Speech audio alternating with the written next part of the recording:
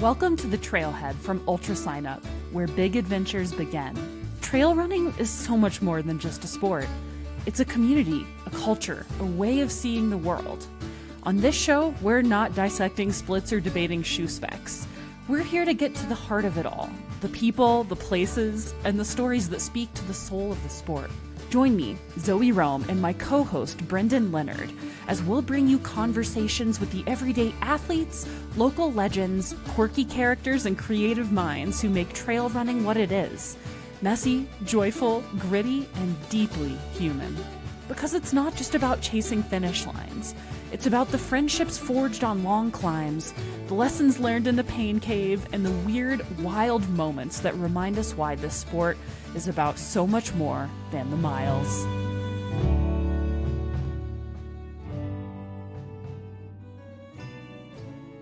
Okay, it's summer, which means the trails are open, the sun is out, and you are about to sweat through every single thing you own. I say this with love and respect. Summer running is the best kind of running, and also the kind that requires a lot of stuff. Thankfully, Running Warehouse has all of it. Need a vest so you can actually carry water on a 4-hour day? Got it. Socks that won't leave you with the kind of blisters you describe to strangers at parties? Check. A hat to keep the sun off your increasingly sun-damaged face? Done and done. Gels to prevent the bonk you can feel coming on around mile 18? Stocked. A shirt that actually breathes? Sure. More gels because, let's be honest, you're going to need more gels? Also got it. Honestly, a frankly irresponsible number of gels. Running Warehouse is where I get basically everything.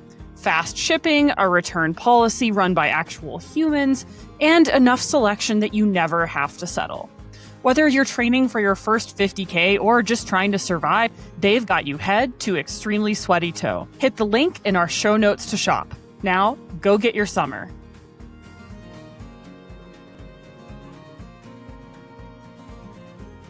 Zoe, what is the least optimized thing you do in your life right now? I think that it would probably be knitting, because the tools and supplies that I use are not inexpensive. They are not like Shein, China fabricated type things. I'm horrible at it, so the product is never something that one would pay a lot of money for in an actual store made to sell knitted items of clothing. And they take me forever. I've knit like 2 things in the course of a year. One like very lopsided sweater vest, and then a large chunky cardigan that is kind of, again, charmingly lopsided. Like, it looks artfully like slouchy lopsided. But I mean, those things were hugely expensive, not even factoring in the human hours I put into it. And they're also look very handmade, and not in a cute way, like in a way of your parents would pin it to the refrigerator kind of way. So maybe lower down. Yeah. Lower down. Yeah. You know, she tried. The effort was certainly there, but I love it. The thing that I like about it is how unoptimal it is. This is the worst way for me to obtain a cardigan, is surely to knit it. But goddamn if I don't love knitting cardigans. Yeah, I might push back and say it is probably the fastest way for you to learn how to become a better knitter. But yeah, that's true. Are you like listening to Harvard Business Review podcasts while you're knitting, or are you doing it well? I do like to listen to audiobooks, but okay. I listen to a lot of fiction. Like, this is fully like, I am not learning anything. I am fully on a brain break. I also listen to like audio versions of New Yorker articles, so I might accidentally learn something along the way, but it's definitely all long form vibey journalism, definitely not like listening at like 1.5 speed or getting like an AI summary of like, you know, XYZ health article. What about you? How are you de-optimizing? How are you unoptimal?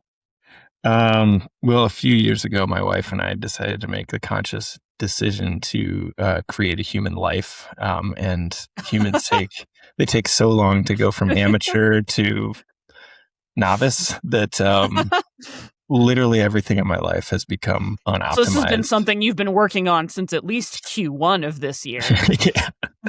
But it's Yeah. So like it's, it's, we'll maybe talk about this with our guest who has a 3-year-old as well. But like, it just forces you on a daily basis to be like, well, are we going to hurry through this because dad wants to pretend his job is important, or are we just going to do it at your pace? Okay, we're going to do it at your pace. So yeah, I don't see any immediate change I don't see any immediate transition out of that period. So I think I'm just in it for a long time. So it's been done wonders for my control issues. But Yeah. yeah, I'll be curious to get your take because I feel like I have a somewhat fraught relationship with optimization culture in that I probably will always find the idea there's some secret or there's some pathway or thing I can do that will help me like reach my creative potential, improve my output in a way that makes me feel both financially secure and totally creatively realized. And it's so tempting for me to think there's like some wearable or app or like 3-step program that I can do that will help me do this thing. And having dabbled in at least 80% of all of those modalities, none of which worked, I think I sort of landed in this like, man, the best hack I've ever found is giving up on the idea of hacks long term. I just like struggle to think of like a piece of creative work that I love that was like efficient slash optimized slash, whatever. I read the oral history of the making of Mad Max Fury Road, and this is the most inefficient like film production in the history of films, and it's glorious. Yes, So because I it's just so expensive and tactile and cumbersome. yeah, and like if you were to tell someone in a film school like this is how you spend way too much money and time working on one movie, this is how you could do it. It's like a simple sabotage field manual for filmmaking. But yeah, so I don't know. I think all that stuff is like, to me, it's the opposite of the actual creative process. Yeah, Yeah, it also made me think of, I know you're a fellow Vonnegut head, but Kurt Vonnegut famously, whenever he wanted to write and mail a letter, he would walk to the post office yeah, every single time to buy a single envelope and a single stamp and to mail this letter. But the friction is the point. The fact that this is the least optimized way you have of genuinely expressing care and connection to another human being is the thing that actually makes that care and connection count in the first place. And that's also where the real pleasure lies for you. Like, I've often found that anytime I try to just streamline things, it almost always comes to the detriment of that thing. Like, whenever you try to make writing easier, guess what? You're going to enjoy it less and it's going to suck. Whenever you try to like overly optimize running, it ends up becoming this like really joyless performance of like genuflecting at the altar of like my Whoop score or whatever it is, rather than just, you know what, rocks running on a route that's going to be slow as hell and will earn me absolutely zero kudos on Strava. yeah. Or just like running itself. If I was trying to Running optimize, itself. I would just eat less and Yeah. not run so much.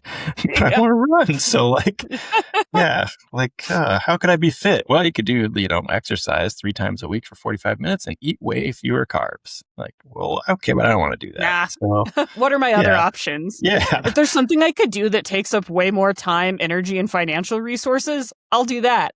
yeah, right. So yeah, So I'm excited because we're talking with Sam Robinson, who writes the Footnotes Substack, of which I am a fan. We're going to talk a little bit about optimization culture, the male friendship crisis. That one's for you, Brendan, amongst other things. I have friends. Yeah, I read. I'm aware of it though. My name is Sam Robinson, and I am a writer, blogger, and content designer based in the Bay Area, and also a runner. Yeah, although I've been dealing with a little bit of an injury, but runner, trail runner, road runner. I don't know, wear a few different hats when it comes to the sport. But so delighted to be here. I would say being injured arguably makes you even more authentically a runner.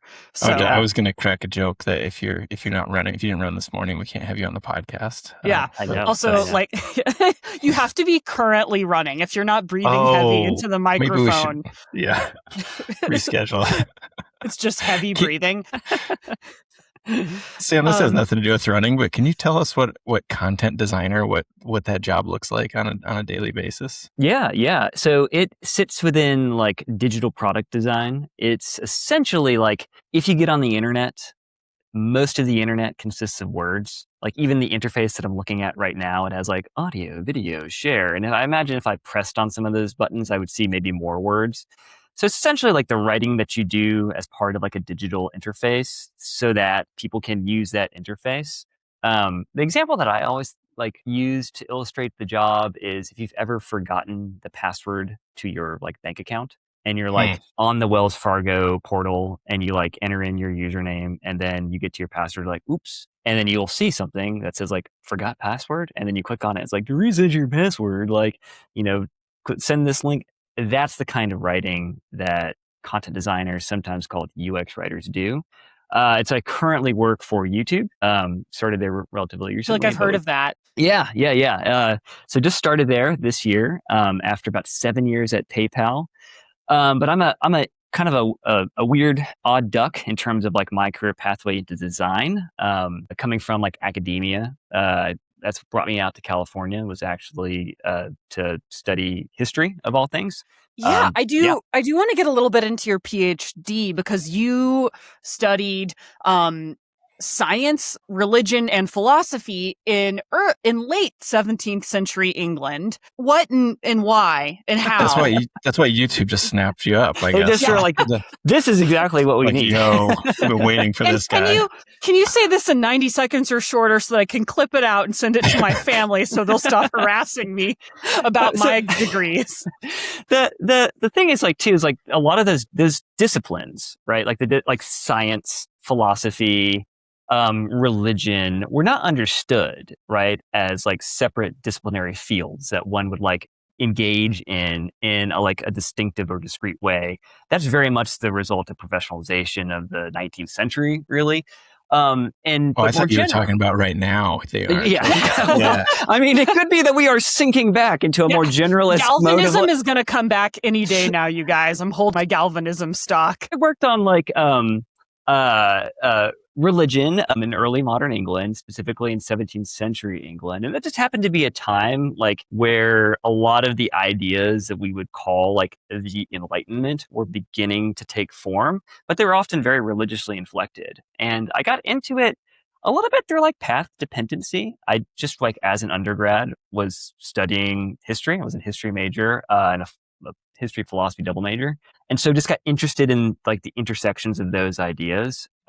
A lot too is like some of it is like professionalization and like trying to figure out like what is your project going to be for your dissertation and what hasn't been done and how do I insert myself into like academic conversations in a way that's generative, new, novel. Do I have anything new to say? You're trying to figure out like this sort of like Venn diagram of what your interests are and like what work needs to be done in the field and what you already know and sort of who your advisor is that you applied to work with and like what they're good at. And they sort of push you in certain directions and you sort of want that positive feedback. And then you sort of go on like the circuit of talks for academic conferences and things like that. So that ends up shaping the direction that you go.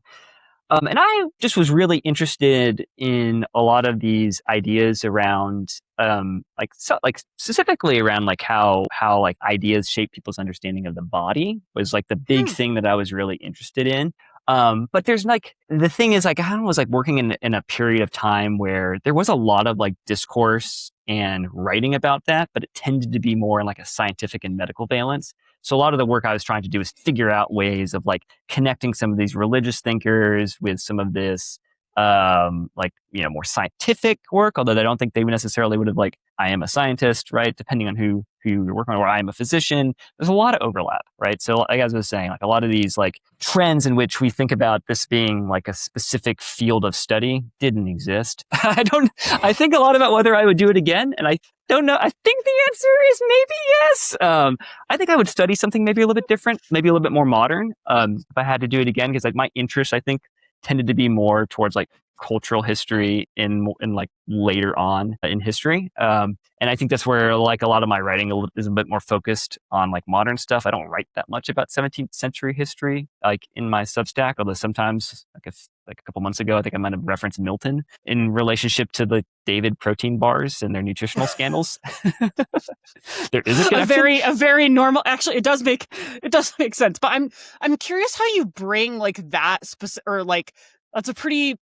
How do you bring those sort of tools of academic research writing to what you're doing on Substack? And could you briefly describe your Substack footnotes for the uninitiated at home? Yeah.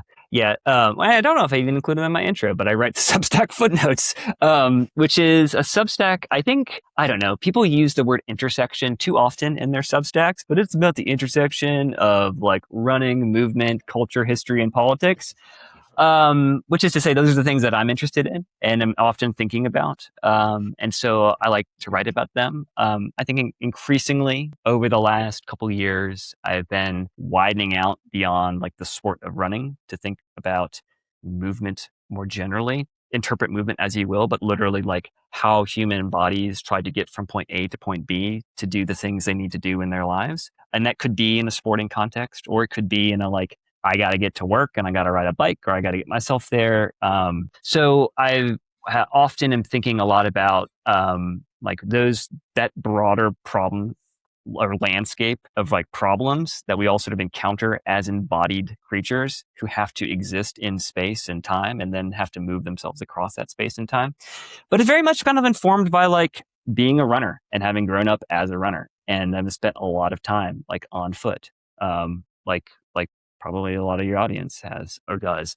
And then you're sort of thinking a lot about like, well, why is that the way things are? And then, like in terms of how I bring in some of the ideas that I'm thinking about, or some of those like broader sort of off the wall ideas, I think like, honestly, it's just like you just read a lot of things and you spend a lot of time like thinking about them in different contexts. And then I think it's just the magic of the human brain that you just sort of beginning to make connections in ways that you maybe otherwise wouldn't, which is why I think that a lot of the like doomerism around AI is a little bit misplaced, because there is, I don't know, maybe to sound a little mystical, something about the magic of what goes on and the contingencies and infinite randomness of the human brain that enables you to make those sorts of connections. But without getting too philosophical, basically you just read a lot and then you want to bring those ideas into different contexts and then like make connections and synthesize things and create narratives that didn't exist.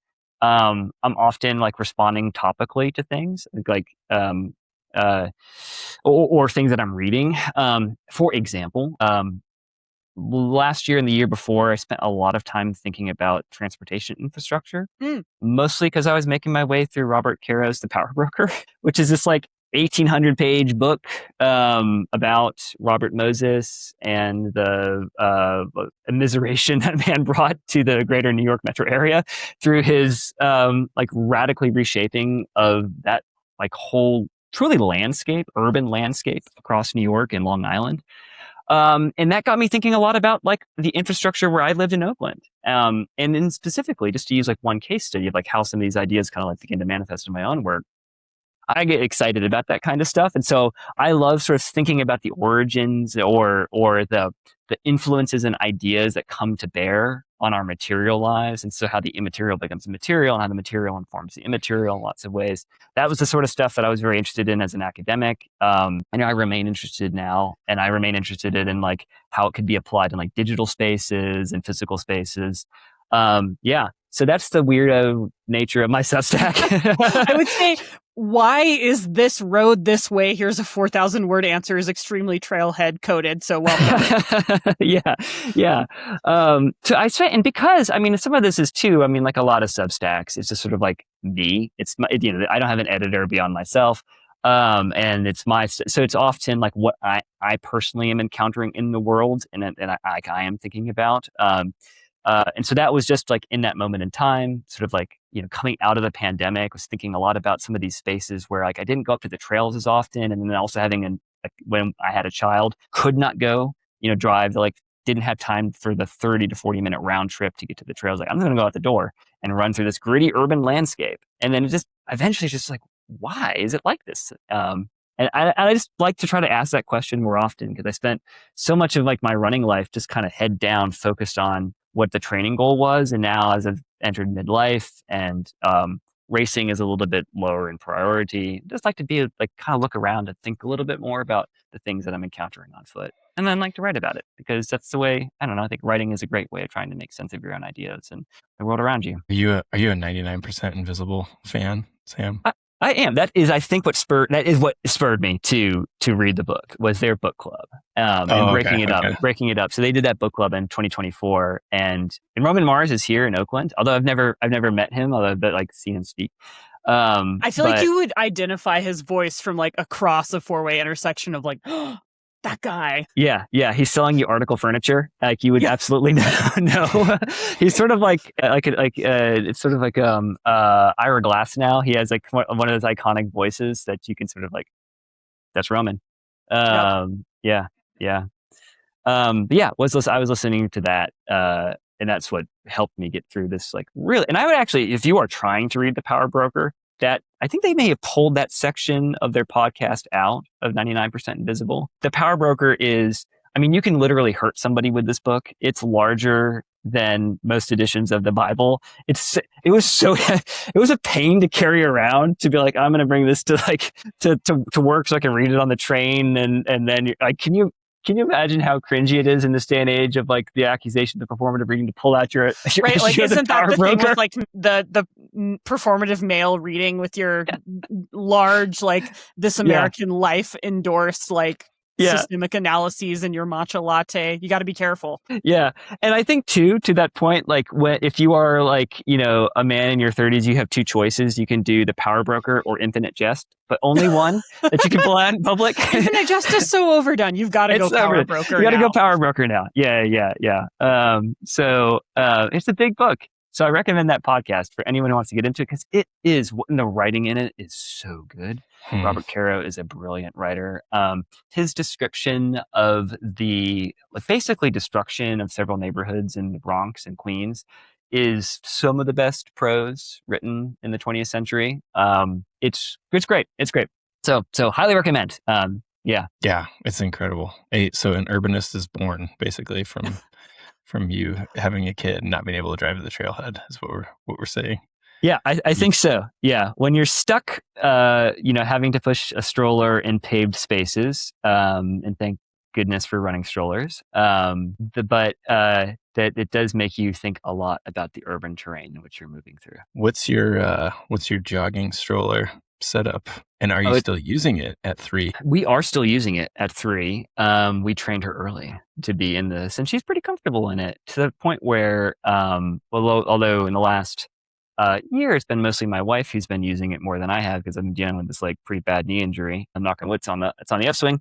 But it's a Thule 2, which I think would be my recommendation. I don't know if they're on the Thule 3 now, but the Glide, Thule Glide 2, really great, really works well, really resilient. You can get replacement parts pretty quickly. We just recently replaced the tires on it.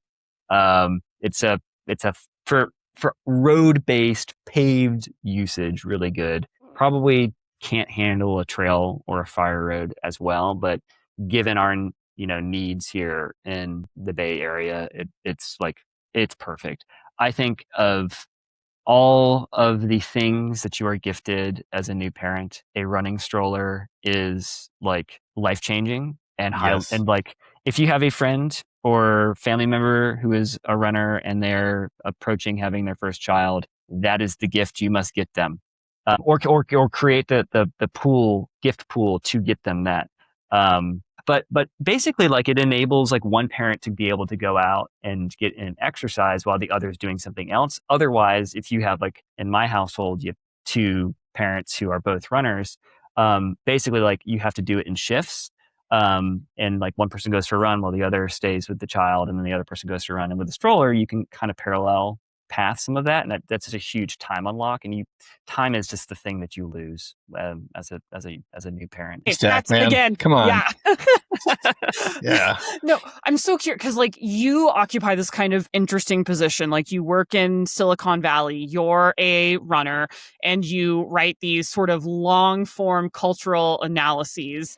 You recently wrote this piece sort of about optimization culture and this idea that from like the moment we wake up to the moment we go to sleep, we're sort of like programmed to like everything we do perform our sort of like our class, our level of success, like sort of like who we are and how much money we make, like with your Aura ring and your like bullet journal and waking up at 4:30 and doing your cold plunge and then going to the gym for Barry's boot camp for 2.5 hours. And then all of this also gets written about and packaged in your Substack in a way that also ideally makes you a little bit of money on the side while you ride the train to your actual job in Silicon Valley.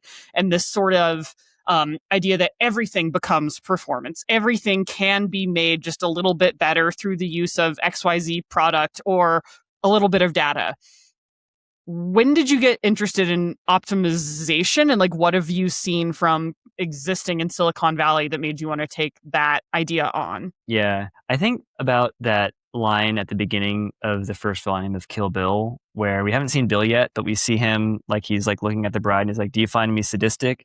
This is me at my most masochistic." And that's all. That's like I am writing about myself, and I am writing about my own experience, like and feeling of those pressures of optimization. That's why I'm writing about it. And I think it became like I started thinking a lot about optimization and optimization culture in the last couple of years because having a child it's just like a pressure builder on it's not pressure builder, but it's just this like immense weight that gets put on a person and a couple to like maintain the things that they want to do. And then when you add in just the culture in which we're living, the way in which that can be inflected is often through trying to squeeze out efficiencies in the minutes and hours that you have when you are awake, or maybe by extending those hours of being awake. So a lot of that was just like my own reflection on like waking up like really early to be able to get like a workout in before, my daughter wakes up so that I can get on a train to get down to like San Jose. And so like just being like, I'm like in the shower and it is like 4:58 in the morning so that I can get on a train at 5:30 and I'm like shoving a protein bar in my mouth as I am bathing. like literally like I've had so many like shower like wrapper experiences. Living, yeah. And you're just like, this is so grim. What are we doing? What am I doing? My ancestors did not crawl out of the primordial goose that I could like gum this protein bar in the shower while listening to Joe Rogan. As I'm like putting the bronner on and I'm like, eating like, like a protein bar for breakfast so that I can get down onto Bay Area Rapid Transit to make my 7:30 a.m. meeting. So I think a lot of it is just like not only encountering this, but then also seeing those, and then I think reflecting on that, like why I've gotten interested in it is because like a lot of us like spending, like where do we spend our attention of like, where would we find a solution to be able to live in those conditions? And we often find them online, and the solutions that are often offered to us are like optimization solutions. So it's like, oh, you're really tired? Like, here are some things that you can take or you can try or you can do. Here are some ways you can like, oh, you're losing focus. Like, oh, okay, well, here are some things that I've learned how I've done this. And they generally involve just sort of like trying to optimize or around the structural conditions in which you are living. And like, so it would be like, like spending like, 15, 20 minutes doing like a morning reflection in your bullet journal. Like I could think of it today. You did. I had to, or like, like trying like creatine to like keep your focus. And the thing is like, I've kind of tried a lot of this stuff. Well, one, just because it's curious, and two, like it's what would it hurt? I mean, my pee is more expensive at the end of the day. But then at the same time, like while I lack the self-awareness to be like, this probably won't help, I think I have just enough to be like, this is odd that I'm being sold this particular assemblage of solutions to this problem or these problems. So that's what's gotten me interested in it, is that I'm just sort of living it and feel those pressures personally. And so I'm often, and sometimes, and I'm trying to do better at this, but like I'm often a little bit scathing of these tendencies and trends, because I am like critiquing myself in a lot of ways, and they can be sort of extrapolated out to be like, why are this guy's like writing so mean about this stuff? And so I try to be cautious about that, or have been trying to be, because a lot of it is just me reflecting on my own sort of personal relationship to the pressures of optimization. I think also, and I will get this to tech, but I think also a lot of it is like this, it is not just like the specific 2026 moment that we're living in. I think probably a lot of people, especially if you're my age, you have been, it was not called like optimization culture, but you have been like given a lot of like an almost like teleological childhood, where a lot of your time was spent like being put in like purpose of like either character formation or like not training you to become like part of the professional managerial class, but essentially that's what was happening. Like essentially doing that, yeah. Yeah, like, I was a kid who grew up, and I'm blessed to have had the childhood that I had, but like a sport in every season, right? A lot of free time was filled up. I had a lot of open time. It's not nearly as acute as I think a lot of parents feel with their kids right now. Although I think that's probably, my sense is it's swaying back, because like now we're the generation that are having children, and we're thinking maybe we don't need to get them into Suzuki violin at age 2.5, right? But those pressures are really acute to like make sure that you're putting your child through and setting them up so that they're best prepared to be successful as adults. And for me, and for I think my cohort, my generation, that often meant like a lot of like fixation on like test prep, GPA fixation, the extracurriculars. So that's been in the background. And then let's be frank, like distance running is an optimization sport in a lot of ways. It is about like trying to make small incremental gains, setting goals, and then working to achieve them, patiently deferring pleasure and gratification very far out into the future. And then once you achieve it, the only thing you've unlocked is the ability to do it again. It's why I think distance running is often like the sport that a lot of people who are, like leaders in industry and in other fields as well tend to be distance runners, because it is a conditioning sport, not just physically, but also conditioning you to be successful. Brendan, he thinks we're leaders in industry. This is boy, great. I'm just listening. You're going, boy, we have completely different ideas about this.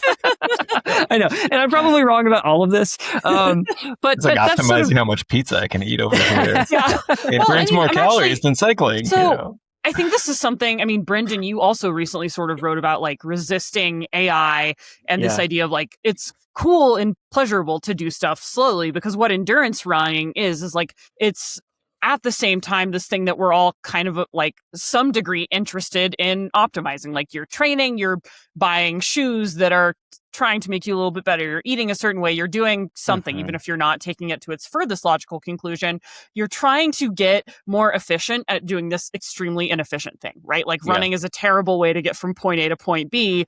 On one hand, like I think the tension I'm always trying to sit with is like, this is such an, like, the inefficiency of endurance running is kind of the point for me. The fact that it is like kind of dumb and slow and achieves nothing is what draws me to it. And apparently I'm willing to spend a good bit of time and energy and financial resources to become marginally more efficient at this horrendously inefficient thing. No, I was just going to say, it actually goes from point A to point A most of the time. You don't even go anywhere. Exactly. Like, even better. Yeah. Shit. Oh, I didn't even get anywhere. Yeah. Sometimes I run to the grocery store with my jogging stroller. That's like, it's efficient. But yeah, go ahead, Sam. That was the thing that I think about, like the tension, the way that tension manifests for me has been, or what it makes me think about is specifically in trail running. And I was like really into trail racing between like 2013 and 2018, 19. And I'm the running on the trails is like, it's the only reason to live where I live. And that's partly why I've like a little bummed I haven't been able to get up like on the trails here in the East Bay. But I remember like several instances like doing trail racing, and I ran competitively in college and stuff. Always like I step up to a race. I really want to race. But there were a few times where I remember just in that moment thinking, I'm like working so hard to win or beat or place well in some arbitrary event. And I'm surrounded by like really beautiful, I'm in this beautiful, like climbing up this like beautiful crest up above Stinson Beach at one point and just like head down, just like spit all off my face and just like not seeing anything but like the 3 feet ahead of my feet. And it's like just surrounded by like the wonder of creation and not noticing it because I'm so focused on getting up this damn hill as fast as I can and then back down and back up it again. And so it is again, it's like, I'm like just smart enough to realize these things, but don't have the ability to sort of figure out like, maybe you should just be right. And so that's where I feel a lot of this pressure specifically with running is like it's the notion of like putting your relationship with sport always like in service to the next piece of improvement or the next gain or the next like feather in your cap versus enjoying the experience of it in the moment. And I think some of us feel that more acutely than others, or have less balance, or maybe we need to do more meditation or something, right, to be a little more grounded in this. But I think about it, right? Like, I think like I don't know, like Brent, I would love you if you disagree, and because you guys have a better pulse on the culture than I do, but from at least there's a front of the pack, right, that has not slowed down with this, right? Like I just sort of think about, the course record, like the fixation on speed across like, the marquee races of like UTMB and Western, where it's moving faster and faster and faster. And like, that culture has just like the pace of it has become more, frenetic. I mean, I think that's true. Like, maybe that tension only exists just specifically for you. Like, maybe I feel it more acutely than maybe others, or maybe it's another way of framing it. Maybe there's another way of framing it beyond just like living in the moment versus living towards always some like goal or outcome or objective. But I think it is connected to this moment that we are living in which efficiency and gains are highly prioritized or like the process of getting there is made more visible in our like very, very highly visual media landscape that we are living in, to which probably contributing to working at YouTube. But like, it just makes that like easier to see in a lot of ways. So yeah, I don't know. That's my off the cuff thoughts on that. I don't know if this is like dovetails with your question at all, Zoe, or complements it at all, but I was thinking about how having a kid just completely flipped any idea of productivity and optimization on its head for me. I was just like, well, we control nothing. It's like, and how optimization is for rich people, I think, maybe. And, myself included, I would say. I'm rich in different ways, but like, I think it took 45 minutes to get my kid to school today just because we biked, and then they were pouring asphalt and we had to go a different way, and he just takes his time sometimes, and we stop and look at pigeons and stuff, and I have that inner like, I gotta get going, buddy, because I gotta get to the gym, and then I gotta do all these things before I have this interview at 1:30, and I'm like, what am I talking about, man? This is the best part of my day. Like, why are we rushing this? You're wonder maxing, Brandon. Right? It is like, optimized. But you gotta catch yourself, and you're like, yeah, well, whatever a 3 or 4 year old's doing is probably pretty right on as far as like being present, Yeah. So. I mean, I think that's the healthier perspective of like not pushing against the like what a child wants to do, and also I think that's one of the beautiful things about having a kid. I mean, just that is like they're observing things in ways that you just don't see anymore, which is pretty cool. Like last night I was walking around. We did my daughter just now starting to do like the push bike. And so we did the blocks here are very long. And so we did like a big block walk. And that was a long block walk. We stopped and sort of observed things. Water. Yeah. But we saw these tomatoes that I just sort of walked past. They were purple tomatoes. And she's like, purple. And I'm like, you're right. What is that? Oh, it's a purple tomato. I've never seen a purple tomato. So yeah, I mean, it's a good push. I think, I don't know, how do we work to create friction that enable us to like give ourselves more space for that, or to not try to close down those like moments of serendipity that come from not trying to get anywhere, but just sort of awaiting upon like the universe to present itself in ways that we would then observe. I don't know. I have a very weak spot there, I think, personally. And am kind of grateful that a kid can help you see that, because you sort of have to in a lot of ways. Yeah. Because I'm also just like, get in the cart. We're going to Trader Joe's. We're going to push you through. We're going to do this in 30 minutes. We're going to get this broccoli. It's like, really efficient. Well done. Fist bump, Mo. And we back in the car. But like, she wanted to see the orchids. And so like, are you, I'm going to shut up after this, but are you an Oliver Berkman fan at all? Do you read his stuff? I read one of his books. I read, what is 4,000 days, weeks. Yeah. I'm a huge fan of that. The paradoxical, like anti-productivity hack thing. I love it. He's like my guru. But there's a passage, I think it might be in 4,000 Weeks, where he talks about so much of raising a child is with this future person, an adult in mind, and like, oh, we need to get you into this so you can get into this, so you can get into this, so you can get a great job. And it's like, well, what about just having a good childhood? And to an extent, I mean, you could definitely fail that way too. You can definitely push too far in the other direction. But like, yeah, let's just enjoy this right now, man. That's cool, And one of the gifts I think we have, my wife and I, is like, I just have time to be at the hardware store and not really care if we get in and out in like 10 minutes, even though we came in to get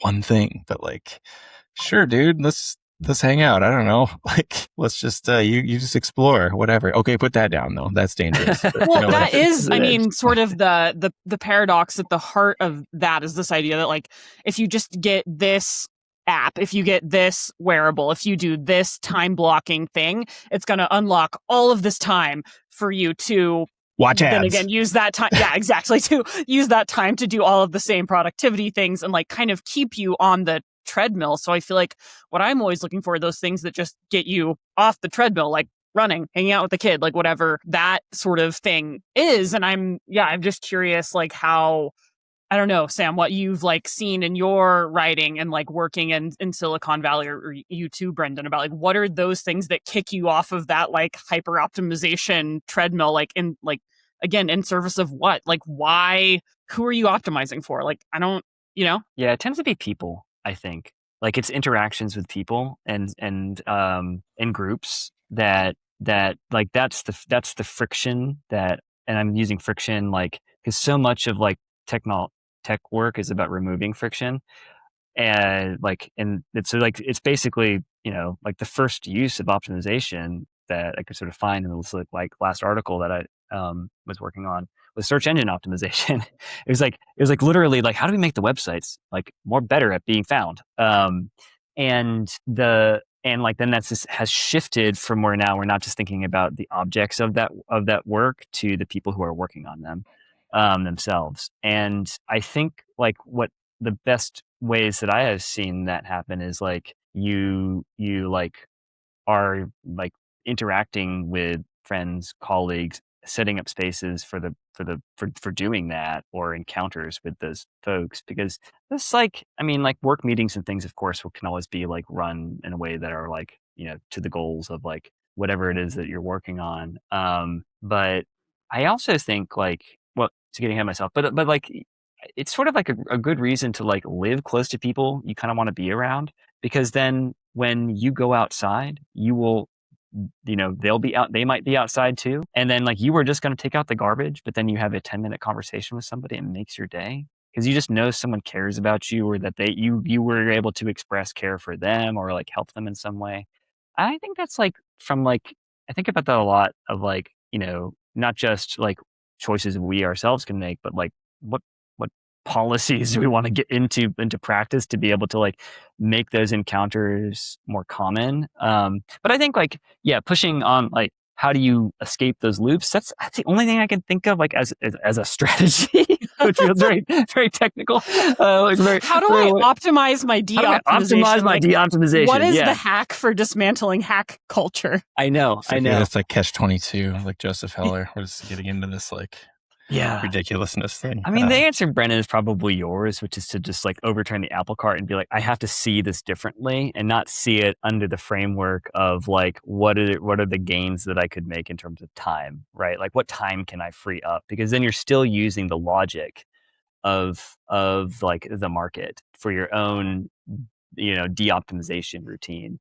And then I think our vocabulary for that has become so eroded over the last like 30 or 40 years. Like I myself am struggling to articulate to you like what that could be or sound like without using Without the it very sounding language. like a LinkedIn post that's been turned into like magnetic fridge poetry of just like, if we synergize our backward optimization quotient, then, then we can friction max our relational capital. And it's like, I think you just said you want to have friends. Is that what I'm hearing? You want to have friends? I mean, I use the term friction to describe like having a friend, right? That's the most UX way of describing something, right? So, I mean, and sometimes I think like, anyway, so that's my thought there. I mean, I think like there's another thought too, and that's sort of the opportunities that artificial intelligence like provides. And it's not, this is not selling AI, but I think like one of the things that AI is introducing, particularly like, let's use the parent like context again.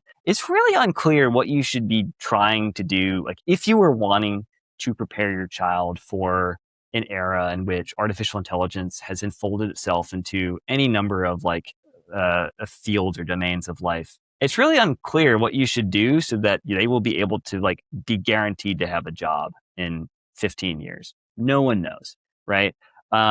There will be jobs, but no one quite knows what they're going to look like. And the best advice that I have seen has been this sort of like good child rearing advice. It's like, don't try to get your kid any one particular set of skills, but like foster curiosity and imagination, patience and resilience, and just a sense of being able to like observe and sit with themselves. And that to me sounds like very different from parenting advice that I even heard like 5 years ago, which was still very much like get them into this kind of preschool versus this kind of preschool. And I'm sure there's a way of like optimizing, like, building one's imaginary context or something like that. Their context window for imagination needs to be widened. But I think there's something there too of like I have no clue like what work will look like in 15 years. If I tried to tell you, I'd be lying or just making it up. And I think a lot of people are. I think like it's not necessarily like going to be better or worse. It'll be worse in some ways and better in some ways. Maybe a lot worse in some ways and maybe a lot better in some ways, but like no one knows. And so I think then it's like, I feel like there is the potential, and it may already be happening, for like a revitalization of like humanistic thought for like how we should approach the world. What should we read, right? Like what are the skills that people need? And it's usually to be able to think and sit and be patient and ask good questions. Yeah. But to get away from optimization morning routines, you do have a piece that you wrote called "The Fragility of Type 2 Fun," and I'll try to paraphrase it, but would like you to correct me. But it's kind of like how you have really succeeded with these shoulder-to-shoulder relationships where we're both looking ahead, we're running, we're doing something, we're watching something, we're in a car together. And I believe there's data like from psychologists about how men do better at these sorts of relationships where you're both looking ahead as opposed to confrontationally. But it turns into this kind of thing where you're like, well, I don't know, like if I'm not running, if we're not doing these things, and as we're growing apart, becoming adults, can our friendships survive that? Mm-hmm. The question I wanted to ask you is have you heard of this book, We Need to Hang Out by Billy Baker? God. No, but I need to read it. I love this. He's like 40, 40, and he's working at I think he's working at the Boston Herald maybe. And he's like, his editor is like, hey, we want you to write a piece on why 40-year-old men don't have any friends anymore. We think you're perfect for it. And he's like, whoa, I am so offended. And then he walks out of the office and is like, wow, I actually don't have any friends, because he tries to contact some of the people he thinks are friends. And one of them's like, oh yeah, I moved to Austria like a year ago. But the whole book is like this kind of experiment that he tries to like create or like revive friendships in his 40s. And there's some of the methods he used were quite interesting. I was just like, wow, you tried to do that. Okay. But one of the things that I think he settles on is that when he tries to just get together with people as adults, they don't have a goal they're working towards. They don't have a common interest. Mm-hmm. and like they don't have a hobby in common. And they try these things like, we need to build a boat. We need to get a group of guys together to build a boat, which is kind of insane. But does it work? I don't want to ruin it for you, but yeah. Nothing really works out well. But he comes to some great conclusions. Spoilers for male friendship at minute 46 on the pod. All this all what I'm asking is like, how has that evolved for you with, A, becoming a parent, B, work becoming more serious, C, becoming injured in the last year or so? How has that changed for you, and what are you trying now? Yeah. Or how are you looking at it? Yeah. Thank you for asking that. I mean, it's a personal question. That was a personal reflection. I've had a couple good friends move from the area in the last year, and that was spurred by the most recently one of them.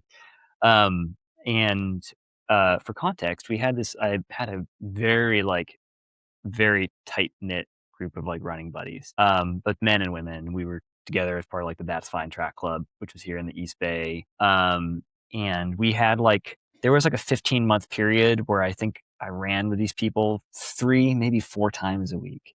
It was for after college in your 30s, completely a wonderful group.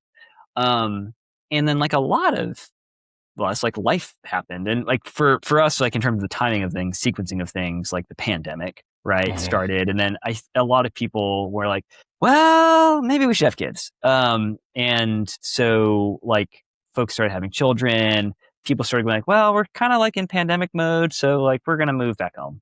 We're going to leave, this expensive market, and I can work remote in Maryland, where I grew up, or stuff like that. So people just started kind of moving back in different places, and it's sort of one person would go, and you'd be oh, it's too bad, but group is still here, and another person would go. And then last year, a few really vital people and part of that community, made the ultimately probably right decision for them to sort of move in a different, to move home or to go different places. So I've been thinking about that a lot. I myself, we almost moved back to my hometown at one point last year. And so we're kind of in the same way of maybe this is the time to sort of to move to a different area. And that's not actually specific to me or anyone. There's in that piece I write about how every generation has Anne Helen Peterson is the person who I sort of cite here, references that there's data that shows that for several decades, adults, both men and women, when they begin to approach middle age, report a dip in friendships. And that's structural because the demands upon your time are increased, usually from children or work or elder care, parents' care. This is the time of our life where our parents get older, and you need to lean in. And you're in the home front more often, right? And then this is sort of the apex of your earning potential as well. And so you end up spending a lot of time on career and work and things like that. And so that's natural. But it does seem like it is more acute for millennials in a lot of ways, mostly for a lot of the trends that we have been talking about already. But we are more likely to move away from extended family. We've been sort of brought up to sort of move where the work is and be willing to sort of bootstrap our way.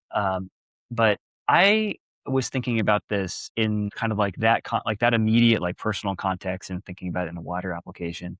But then I was gosh, I do have lots of relationships that are they're very parallel. I use this phrase parallel friendships that you mentioned, of you're moving together. And I was just reflecting on that. And also I tore my meniscus in January of 2025, and it took 5 or 6 months to even diagnose this. This is just a really what has happened to my knee? And then I just kept trying to run on it and doing this the horrible back and forth of trying to build back up, and then doing PT, and then something would flare up and come back down. So it's just been months and months of that. Finally I've had surgery last month. And so it seems, knock on wood, maybe this is the fix. This last week has been really great. I did a little bit of jogging on it, just a little bit, just a tinch, just a little for bit the of podcast. For the podcast, so I could be here and say I am still a runner. Don't kick me out.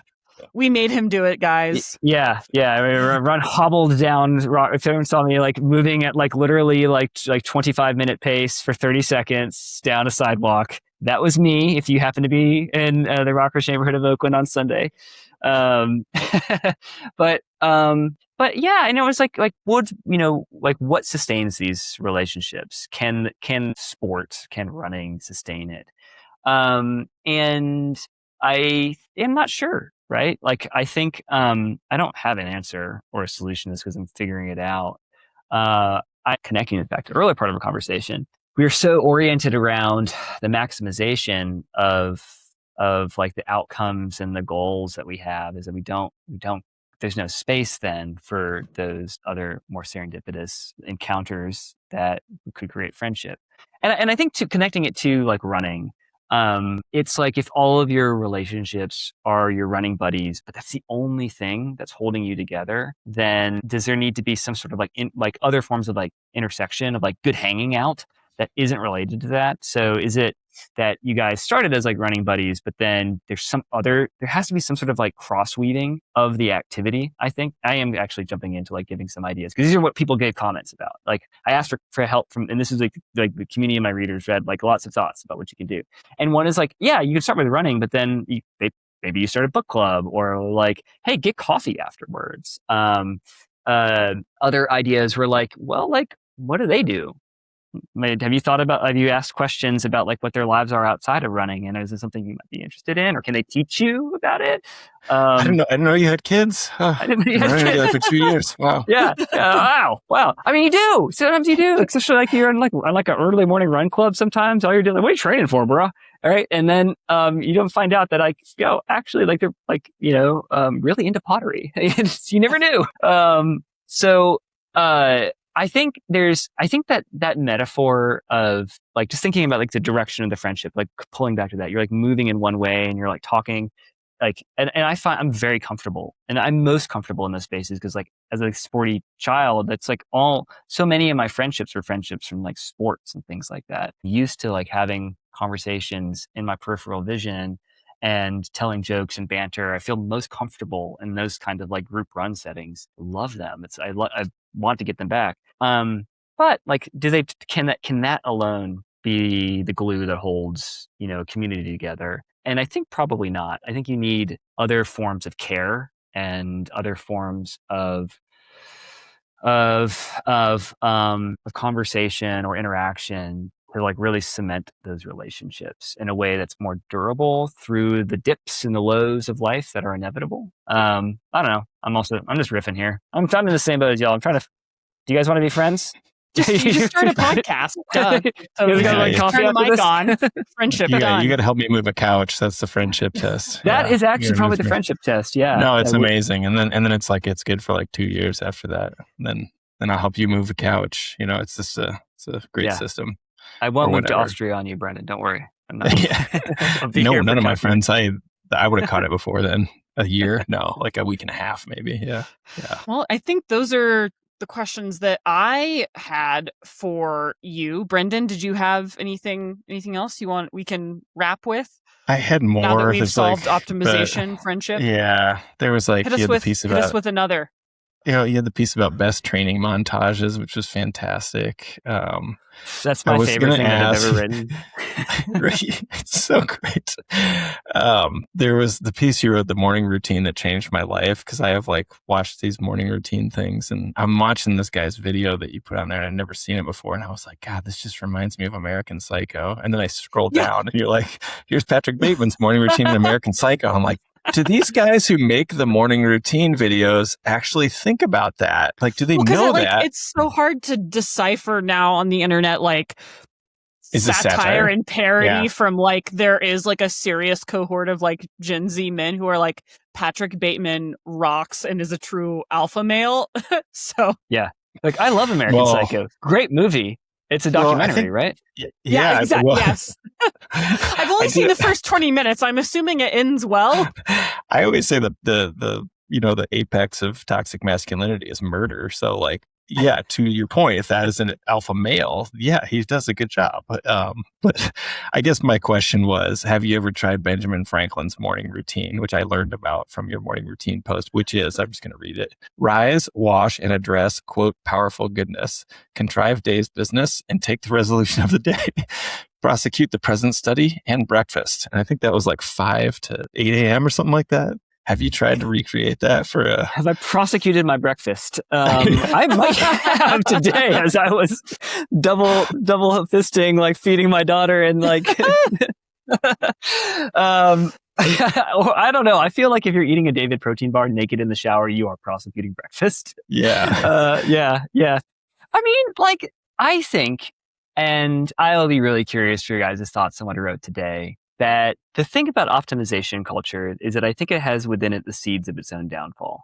And the seeds of its own downfall are that it is fundamentally an optimistic view of like the world and oneself. Like one can be better, right? And I think like what eventually that may afford, although it may take new forms of like solidarity and awareness and like probably a lot of like real political work, is people saying like, you know what, this is actually not giving me like a really good life. Like this needs to be in purpose to something else. But I think the idea of like making oneself a better person is, I think, like something like there's something deep culturally to that and this is what makes me probably a little still more on the American Psycho side, like it also probably just from like who I am, like and how I've been raised. Like brutally murdered several people. Yeah. I have just killed 3 people with the chainsaw today. I know. Don't clip that one. But like the notion of like that you can make yourself better, but not just in the like make your pecs look better on Instagram, but like make yourself a better person. That even though you are flawed and you are a finite, erroneous, fallen creature of this world, and here I'm putting my Episcopalian hat on, that you can always make a decision that will make yourself better or of more service to others. And I hold out that hope at all time. And I think that within like that is the thing that will be the downfall of optimization culture is optimism, I think. Of like we can make this better. And that's the bit I want to hold on to and figure out how we retool in ways that are put to different ends than just, I don't know, like hitting our KPIs for Q3. Yeah, I think for me, I mean, you know, I really reading Oliver Burkeman and the 4,000 weeks thing really helped sort of shape where I've landed on this. But I pretty early on was like an adopter of like, I'll do all that. Like, I'll do the Pomodoro method. Like, I'm going to like Google Calendar everything. And like, I had this belief, rather subconsciously or otherwise, that if I just tried one more hack, one more tweak, like one app to enrule all apps, I could like wrest final control into my life and like finally reach my creative potential by sanding off all of the edges and getting rid of all of this friction that I perceived as standing between me and like the realization of my creative potential. Lo and behold, when I sanded off any of those edges, any creative work I created felt really boring and uninterested and disengaged from the world I was actually living in. And I enjoyed everything I was doing so much less. Like the friction was actually what made things enjoyable. And like having to walk to meetings is what made me like for an in-person meeting is what actually made me like the meeting, or having to really wrestle with a piece of writing or reading something is what actually made me enjoy the thing, as opposed to an AI rundown of the thing. And that like for me, I had kind of lost connection with the fact that the friction is ultimately the point of a lot of this stuff, and that I ultimately have landed on this like sort of anti-optimization, like I actively want to decelerate and slow things down, and from like a thinking of my life as a UX experience, introduce friction for myself. Like the only thing that stands between me and happiness is too much lubricant. Like I actively need things to be slower and more difficult. And that for me ended up being the path that made me like actually happy, actually enjoy writing, and help me not feel like a Patrick Bateman style, like super maniac mansplaining Huey Lewis to everyone who like ended up in my path. I think it gives you the moments to be able to think. And I think that's another thing that we really need to figure out and maybe design for. And that's where you can be a little bit more cynical and just sort of say like the ecosystems that are being built around us are like closing down those spaces in a lot of ways. But I think that's right. It's like taking the walk to the meeting as opposed to the Uber. Like having a conversation as opposed to, I don't know, like the notion of like summarizing my inbox using AI versus just like reading the things. Like those are the sorts of places where there might need to be some interventions on like, how do we do this differently? Yeah, I think that sounds right to me, Zoe.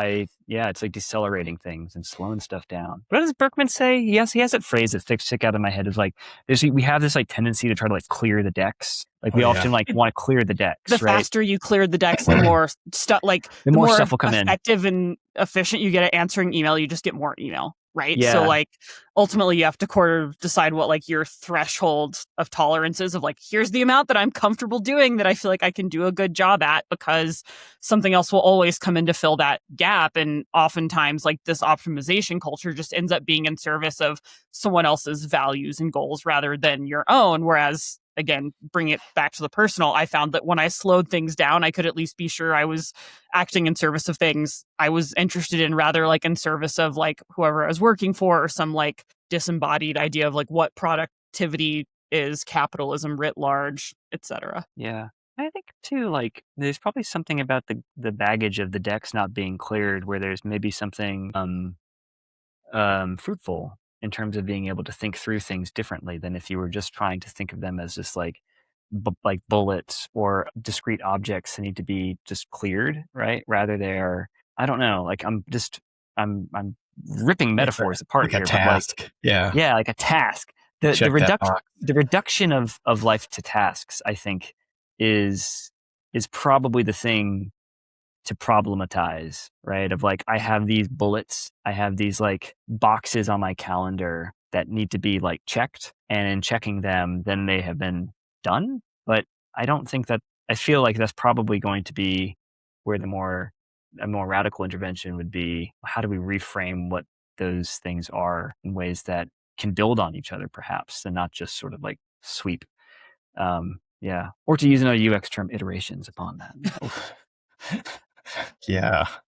The whole thing just feels like it like ruins the creative process for me, where I'm like, well, you gonna optimize that? Like the best idea you had was just like totally random, walking down the street, like what, like you checking the mail, you're in the shower, and like I can't have that tasks today. Come up with a good idea. Okay. Ideate. Come on, dude. Like there's no magic in that at all. I can't. That's not romantic enough for me. Yeah. It's really hard when you put your brainstorming time at like 3 o'clock to 4 o'clock. Like this is my brainstorm. Be creative now. Focus time. Scheduling the time to come up with an idea is like, that's the absolute worst idea. Unless it's like I can do it. I can do it running. I can be like, all right, I'm going to go for a run because that's not happening. But like, and then inevitably it'll happen then. But I don't know. It's tough. Have we solved optimization culture? I don't know. We haven't. I think we did. I think we're good. Can I cross that off my task list for the day? Just back away from it, just zoom out a little bit and like have some introspection about this. Like, what am I optimizing for? I think that is the question. Yeah. Yeah. Well, thanks so much for making the time for us today, Sam. This was super fun and clearly lots to chew on here. Yeah, thank you so much. I had a lot of fun.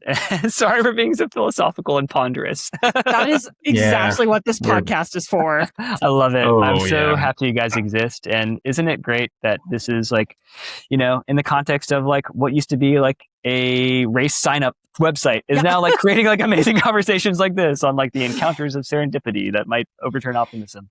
Like and subscribe for more tips on how to run slower and make less money. Tell our boss you're having fun. Yes, thank you. Yes. Thank you to you both. Thanks for joining us on The Trailhead. If you love this episode, leave us a review. Share it with your trail crew and make sure to subscribe so you never miss an adventure. Give us a follow on Instagram at TrailheadPod.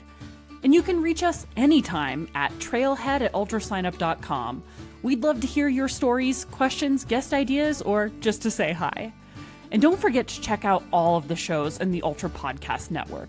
We're building something special, and it's just for you. We'll see you every other week, right here on The Trailhead.